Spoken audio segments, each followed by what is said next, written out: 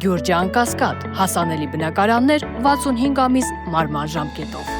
Ես չկարողացա իմ հարցի իրավունքից օգտվել ժամանակի սղության պատճառով, այսպես կհնչեցնեմ։ Պարոն փոխնախարար, 2018 թվականին դուք Հայաստանում չէիք ապրում, Ռուսաստանում կենսաֆիզիկայով էիք զբաղված եւ հավանաբար տեղյակ չեք,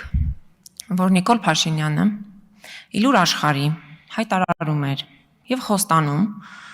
որ Հայաստանի քաղաքացին տուգանքի մատերիալ չէ եւ Հայաստանի քաղաքացուն չպետք է տեղի անտեղի տուգանել եւ պատրաստվում էր վերանայել մի շարք տուգանքներ։ Հիմա դուք եկել եք բերել եք տրամագծորեն հակառակ մի օրինագիծ, որը խախտում է այն բոլոր սկզբունքները, ինչով առաջնորդվելով Նիկոլ Փաշինյանը եկավ իշխանության։ Այլ հարց է, որ հետո շատ խոստումներ չկատարվեցին, բայց այնուամենայնիվ ինձ հետաքրքիր է հստակ պատասխան, որտեղ նախարարները ձեր կողքին նստած, կառավարության ղեկավարը ինչ դիրքորոշում ունի այս օրինագծի վերաբերյալ, երբ որ հիմա այս օրենքով քաղաքացին դարձել է տուգանքի մատերիալ,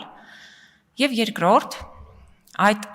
հսկիչներին տրվող իրավունքը զննության ենթարկելու քաղաքացիներին։ Սա կոպիտ